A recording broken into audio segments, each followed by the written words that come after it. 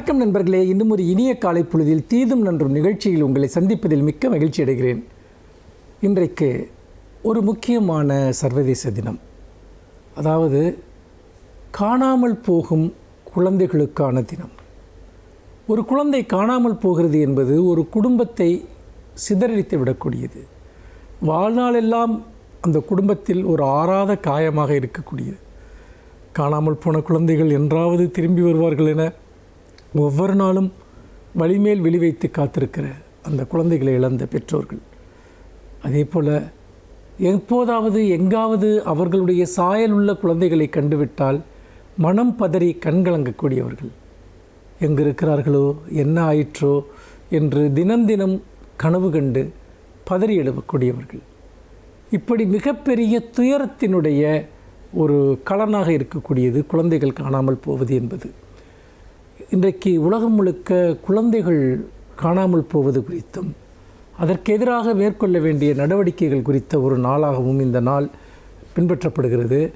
அமெரிக்காவில் ஒரு சிறுவன் காணாமல் போன ஒரு நாளை முன்னிட்டு இந்த நாள் தொடங்கப்பட்டாலும் உலகம் முழுக்க இது காணாமல் போகும் குழந்தைகள் பற்றிய ஒரு விழிப்புணர்ச்சியை ஏற்படுத்தக்கூடிய ஒரு நாளாக இந்த நாள் இருக்கிறது. இந்தியாவில் மட்டும் ஒரு வருடத்திற்கு கிட்டத்தட்ட 1.5 லட்சம் குழந்தைகள் காணாமல் போவதாக சொல்கிறார்கள். உண்மையில் இந்த எண்ணிக்கை இன்னும் அதிக அளவில் இருக்கக்கூடும். இதிலே கணிசமான குழந்தைகள் கண்டுபிடிக்கப்பட்டு விடுகிறார்கள், பலர் மீட்கப்படவே முடியாமல் போகிறார்கள். இந்த குழந்தைகள் காணாமல் போவதில் பலவிதமான காரணங்கள் இருக்கின்றன. முக்கியமாக குடும்பத்தில் இருக்கக்கூடிய பிரச்சனைகள் அல்லது கல்வியில் இருக்கக்கூடிய அழுத்தம், பல்வேறு விதமான தண்டனைகளுக்கு அஞ்சுவது. சில வீடுகளில் பெற்றோர்கள் மிக மோசமான முறையில் குழந்தைகளை தண்டிக்கக்கூடியவர்களாக இருப்பார்கள். இதுபோன்ற காரணங்களாக வீட்டை விட்டு ஓடிப்போவது, வறுமையின் காரணமாக ஓடிப்போவது போன்ற விஷயங்கள் இருக்கின்றன. இன்னொரு புறம் ஆள்கடத்தல். இந்த ஆள்கடத்தல் என்பது ஒரு மிகப்பெரிய பிரச்சனை. அதாவது ஹியூமன் டிராஃபிக்கிங் அல்லது சைல்ட் டிராஃபிக்கிங் என்று சொல்லக்கூடிய இந்த ஆள்கடத்தல், இதன் மூலமாக காணாமல் போகிற குழந்தைகளை மீட்பது அரிதிலும் அரிதாகி விடுகிறது. அந்த குழந்தைகள் நெடுந்தளவுக்கு கொண்டு செல்லப்படுகிறார்கள். அதாவது இந்த உடல் உறுப்புகளை திருடுவது, அவர்களை காயப்படுத்தி ஊனப்படுத்தி அவர்களை பிச்சை எடுக்க வைப்பது, அல்லது அவர்களை அந்த ஒரு பாலியல் தொழிலுக்கு அனுப்புவது, அல்லது சைல்ட் லேபர் என்று சொல்லக்கூடிய குழந்தை தொழிலாளிகளாக மாற்றுவது. அதாவது மாநிலம் விட்டு மாநிலம், சில சமயம் நாடு விட்டு நாடு கூட அந்த குழந்தைகள் கொண்டு செல்லப்படுகிறார்கள். அவர்கள் மீட்பற்ற ஒரு மிகப்பெரிய இருளில் அவர்கள் காணாமல் போகிறார்கள் என்பதை நாம் பார்க்கிறோம். அந்த வகையில் இந்த குழந்தை திருட்டில் ஈடுபடுகிறவர்கள் தொடர்பான சட்டங்களை கடுமையாக்குவது, கண்காணிப்புகளை தீவிரப்படுத்துவது, இந்த கும்பல்களுக்கிடையே இருக்கக்கூடிய நெக்ஸஸ், அந்த நெட்வொர்க்கை உடைப்பது, இதெல்லாம் ஒரு மிக முக்கியமான ஒரு விஷயம். குழந்தைகளுக்கு எச்சரிக்கை உணர்வை ஊட்டி வளர்க்க வேண்டும்.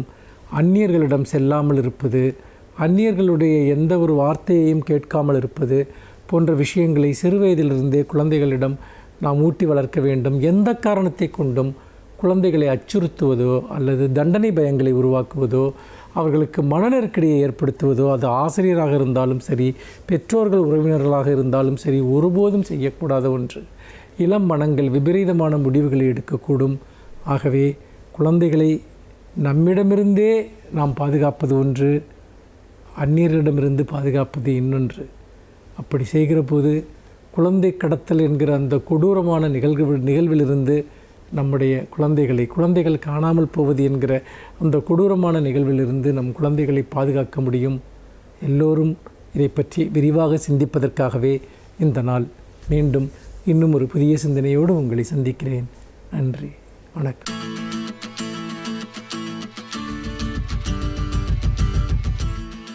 அனைவருக்கும் என் அன்பு வணக்கம். ஒருவர் ஒரு துறையில் மிகப்பெரிய வெற்றியை பெற வேண்டும் என்று சொன்னால் அது அத்தனை எளிதன்று. யாரேனும் சிலருக்கு ஒரு நல்ல வாய்ப்பு அமைந்து எதிரிகள் சரியாக இல்லாமல் சட்டென்று வெற்றி கிட்டிவிடலாம். ஆனாலும் வெற்றி அப்படி வந்துவிடும் என்று கருதக்கூடாது. வெற்றியை பெற வேண்டுமானால் அடிப்படையில் 3 குணங்கள் வேண்டும். ஒன்று அறிவு, இன்னொன்று திறமை, மூன்றாவது பயிற்சி. இந்த 3ம் இல்லாதவர்கள் யாரும் எந்த துறையிலும் பெரிய வெற்றியை பெற முடியாது. எந்த துறை சார்ந்து நாம் போட்டியில் இறங்குகிறோமோ அந்த துறை சார்ந்த அறிவு நமக்கு வேண்டும். அந்த அறிவு மட்டும் இருந்தால் போதாது, அதை வெளிப்படுத்துகிற ஆற்றல் வேண்டும், அதுதான் திறமை. இவை இரண்டையும் தாண்டி இன்னொன்று கூடுதலாக எது இருக்க வேண்டும் என்றால் தொடர்ந்த பயிற்சி இருக்க வேண்டும். மிகப்பெரிய பாடகர்கள் கூட அன்றாடம் காலையில் சாதகம் செய்கிறார்கள் என்பார்கள். சாதகம் என்றால் திரும்ப திரும்ப பாடி பார்க்கிற ஒரு பயிற்சி எடுத்துக்கொள்கிற ஒரு இயல்பு. பெரிய விளையாட்டு வீரர்கள் பயிற்சி இல்லாமல் களத்துக்கு வர முடியாது. யார் ஒருவருக்கும் பயிற்சி வேண்டும், தொடர் பயிற்சி வேண்டும். அந்த பயிற்சி தான் அவனை அந்த இடத்தில் கொண்டு வந்து நிறுத்தும். இந்த மூன்றும் இருக்க வேண்டுமானால் இவற்றுக்கெல்லாம் அடிப்படையாக அவருக்கு அந்த துறையில் ஈடுபாடு இருக்க வேண்டும். ஈடுபாடு இல்லாத ஒரு துறையில் ஒருவரால் வெற்றி பெற்றுவிட முடியாது. அப்படியே வெற்றி பெற்றாலும் நிலைத்திருக்க முடியாது. எனவே ஈடுபாடு உடைய ஒருவர் கூட வெற்றி பெற வேண்டுமென்றால் அந்த துறை சார்ந்த அறிவு இருக்க வேண்டும், அதை வெளிப்படுத்துகிற திறன் இருக்க வேண்டும், அதை மறுபடியும் தனக்கு பயன்படுத்தி கொள்ளுகிற பயிற்சி இருக்க வேண்டும். இந்த மூன்றும் இருந்தால்தான் வெற்றி வரும். சில நேரங்களில் வெற்றி என்பது தந்திரத்தின் மூலமாக வந்து விடுகிறது. அறிவு வேறு, தந்திரம் வேறு. தந்திரம் என்பது கொஞ்சம் மேலோட்டமாக சொல்லப்படுகிற சொல். அதை இப்படித்தான் சொல்ல வேண்டும், அது ஏமாற்று. ஏமாற்றுதல் என்பதை நாம் கொஞ்சம் கௌரவமாக தந்திரம் என்கிறோம். லஞ்சம் வாங்குவதை நன்கொடை என்று சொல்லுவதைப் போல. லஞ்சத்துக்கும் நன்கொடைக்கும் வேறுபாடு உண்டுதான். ஆனாலும் பல நேரங்களில் லஞ்சம்தான் நன்கொடை என்கிற பெயரால் சொல்லப்படுகிறது. அப்படி தந்திரம் என்பது ஏமாற்றுதான் தந்திரம் என்று சொல்லப்படுகிறது. எப்போதும் சொல்லப்படுகிற ஒரு கதை ஒன்று உண்டு. வழக்கில் இருக்கிற ஒரு கதை ஒன்று. அம்பு விடுகிற ஒரு பயிற்சியை பல இளைஞர்கள் மேற்கொள்கிறார்கள். அதற்கு ஆசிரியர்கள் இருக்கிறார்கள், பயிற்றுவிக்கிறவர்கள், கோச் என்று சொல்லுகிறோமே அவர்களும் இருக்கிறார்கள். அந்த போட்டி நடைபெறுகிறது. என்ன போட்டி என்றால், எதிரே தொலைவிலே வரிசையாக இருக்கிற மரங்களின் மீது இவர்கள் அம்புகளை விட வேண்டும். அம்புகளை விடுகிற போது அங்கே ஒரு வட்டம் இருக்கிறது. அந்த வட்டத்தை முதலில் வரைந்து கொண்டு பிறகு அந்த வட்டத்திற்குள் அவர்கள் அம்பு எய்த வேண்டும். இதுதான் போட்டி. 10 அம்புகளை எய்தினால் 1, 2 அந்த வட்டத்திற்குள் வருகிறது. பெரும்பாலான அம்புகள் குறிதவறி போய்விடுகின்றன. எல்லா இளைஞர்களும் எப்படி இதை கற்றுக்கொள்வது என்று தடுமாறுகிறார்கள். ஆனால் ஓர் இளைஞன் விடுகிற 10 அம்பும் மிகச்சரியாக அந்த 10 வட்டங்களில் போய் தைத்து நிற்கிறது. இது சக மாணவர்களுக்கு மட்டுமில்லை, கற்றுக் கொடுக்கிற ஆசிரியர்களுக்குமே புரியவில்லை. அது எப்படி அத்தனை சரியாக அத்தனை அம்புகளும் அந்த வட்டத்தின் நடுப்பகுதியிலேயே போய் விழுகின்றன? அந்த வட்டத்தின் ஓரத்தில் கூட அல்ல, நடுப்பகுதியிலேயே தைக்கின்றன. இவனுக்கு திறமை எப்படி வந்தது என்கிற ஐயம் ஆசிரியர்களுக்கும் இருக்கிறது. அவன் சொல்லுகிறான், எனக்கு இதில் மிகுந்த ஈடுபாடு இருக்கிறது, நான் தொடர்ந்து பயிற்சி செய்கிறேன். நல்லது, அப்போது நீ வெற்றி பெற்றது சரிதான் என்கிறார்கள். கூட இருக்கிற மாணவர்கள் சிலருக்கு சந்தேகம் வருகிறது. தனியாக கேட்கிறார்கள், உண்மையாக எப்படி நீ வெற்றி பெற்றாய், என்ன பயிற்சி அப்படி எடுத்தாய் என்று கேட்கிற போது அவன் சொல்லுகிறான், வெளியில் சொல்ல வேண்டாம், ஒன்றை நான் மாற்றி செய்தேன். என்ன மாற்றி செய்தேன்? நீங்கள் எல்லோரும் வட்டம் போட்டு விட்டு அம்பு விட்டீர்கள், நான் அம்பு விட்டதற்கு பிறகு வட்டம் போட்டேன், அவ்வளவுதான் என்கிறான். அம்பை விட்டதற்கு பிறகு அதை சுற்றி வட்டம் போட்டால் எல்லா அம்புகளும் வட்டத்திற்குள்ளே தான் இருக்கும். எண்ணி பார்க்க வேண்டும். வட்டம் போட்டு அதற்குள் அம்பை சரியாக விடுவது திறமை. அம்பை விடுவதற்கு முன்பாகவே வட்டத்தை போடுவதற்கு முன்பாகவே அம்பை போட்டுவிட்டு பிறகு வட்டத்தை விடுவது என்பது தந்திரம். அது இயற்கையான வெற்றி அல்ல. குறிபார்த்து அம்பு விடுவது தான் பயிற்சியே தவிர, அந்த அம்பு எந்த இடத்தில் தைக்கிறதோ அந்த இடத்தில் போய் வட்டம் போட்டு கொள்வது பயிற்சி அல்ல. எனவே அறிவு வேறு, தந்திரம் வேறு. நாம் தந்திரசாலிகளாக, ஏமாற்றுகிறவர்களாக என்றைக்கும் இருக்கக்கூடாது. வெற்றி பெற வேண்டுமென்றால் அந்த துறையில் ஈடுபாடு உண்டு, அதில் ஈடுபட வேண்டும். அறிவு வேண்டும், ஆற்றல் வேண்டும், பயிற்சி வேண்டும். அதுதான் உண்மையான வெற்றியை கொண்டு வந்து சேர்க்கும்.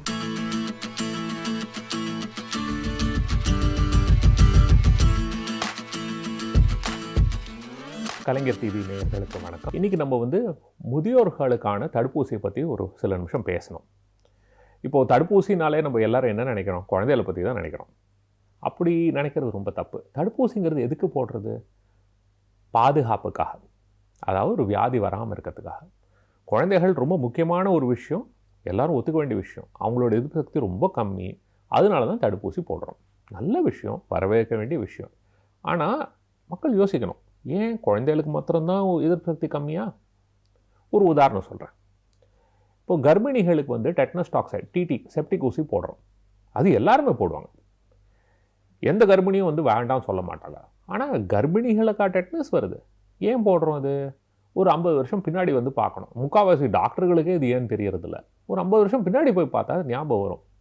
அந்த காலத்தில் என்ன ஆகும்னா, கர்ப்பிணிகளுக்கெல்லாம் டெலிவரி ஹாஸ்பிட்டல்லாம் நடக்காது, அங்கங்கே வயல்லே நடக்கும். அப்போ என்ன ஆகும், இந்த தொப்புள் கொடியாக இருக்கிறதுக்கு அவங்ககிட்ட ஸ்டெரைலாக வந்து ஸ்பெஷலாக பிளேடெல்லாம் வச்சுருக்க மாட்டாங்க. இந்த அருவா கத்தி எதாக இருக்கோ அதை வச்சு வெட்டுவாங்க. என்ன ஆகும், டெட்டனஸ் வரும். முக்கியமாக குழந்தை தப்பிக்கிறது ரொம்ப கஷ்டம். சில சமயம் அம்மாவுக்கு ஆபத்தாக முடியறதுக்கு வாய்ப்பு இருக்குது. இது வராமல் இருக்கிறதுக்காக தான் இந்த டிடி இன்ஜெக்ஷன், செப்டிக் இன்ஜெக்ஷன் எல்லா கர்ப்பிணிகளுக்கும் போடணுங்கிறது வந்து ஒரு விதிமுறையாக செஞ்சோம். அது போட்டதுலேருந்து பாருங்கள், குழந்தைகளுக்கும் இல்லை அம்மாவுக்கும் இல்லை, இன்ஃபேக்ட் அது எதுக்கு போடுறோங்கிறதே யாருக்கும் தெரியறதில்ல. அந்த அளவு வேலை செய்கிறது. ஆனால் இது எதுக்காக செய்கிறது? வராமல் இருக்கிறதுக்கு. வயசு பொறுத்தது இல்லை, அந்த ரிஸ்க்கை பொறுத்து இருக்குது. யாருக்கு ஆபத்துங்கிறதோ அவங்கள பாதுகாக்கணுங்கிறதுக்காக செய்கிறது. எதுக்காக அவ்வளோ தூரம் சொல்கிறேன்னா, எதிர்ப்பு சக்திங்கிறது வந்து ஒரு சமநிலையில் இருக்கிறது இல்லை. பிறக்கும்போது நம்ம எதிர்ப்பு சக்தி ரொம்ப வீக்காக இருக்குது. ஏன்னா நிறைய கற்றுக்க வேண்டிய விஷயம். வருஷங்கள் ஆக தான் நம்ம எதிர்ப்பு சக்தி ஓரளவுக்கு மெச்சூரிட்டி, அதாவது வளர்ச்சி அடையும்.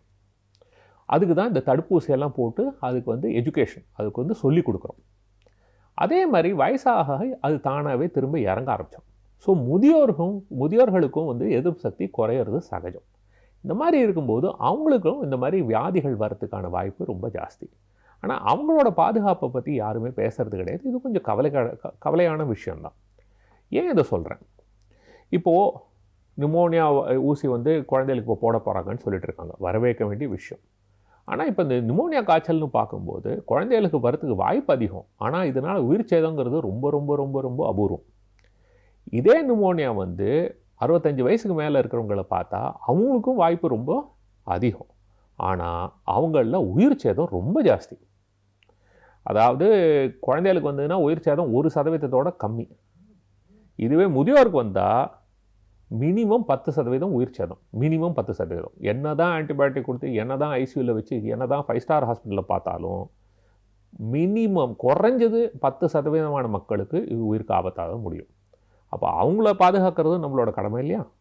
அதை பற்றியும் சில பேர் நிறைய பேர் யோசிக்கணும். இதில் நிறைய விஷயங்கள் இருக்குது. இது அந்த வியாதிங்கிறது மாத்திரம் இல்லை. இப்போது எல்லோரும் இப்போது மருத்துவ ரீதியாக எங்களுக்கு என்ன புரிஞ்சிருக்குன்னா, இந்த ஃப்ளூ வியாதியோ இல்லை நிமோனியா வியாதியோ வந்ததுன்னா ஒரு அவ்வளோ தாக்கம் தேவையில்லை. ஒரு லைட்டாக வந்தால் கூட அதை தாண்டி அதை பின்னாடியே வந்து இருதயத்தில் பிரச்சனை வரதுக்கு வாய்ப்பு இருக்குது. அதாவது ஹார்ட் அட்டாக், மாரடைப்பு வரதுக்கு வாய்ப்பு இருக்குது, லக்வான் வரதுக்கு வாய்ப்பு இருக்குது, ஹார்ட் ஃபெயிலியர், அதாவது இருதய பம்பிங் குறையிறதுக்கான வாய்ப்புகள், இந்த மாதிரி நிறைய பிரச்சனைகள் வரதுக்கு வாய்ப்பு இருக்குது. அதனால் இந்த தடுப்பூசிகள் போட்டால் அதெல்லாம் குறைக்கிறதுக்கு வாய்ப்பு உண்டு அப்படிங்கிற ஒரு நம்பிக்கை. அதனால தான் இப்போ நிறையா சொசைட்டின்னு சொல்லுவாங்க, அதாவது heart failure society, critical care society, அந்த மாதிரி அவங்க வந்து கைட்லைன் கொடுப்பாங்க. அதாவது இந்த மாதிரி செஞ்சால் நல்ல விஷயம் அப்படின்னு.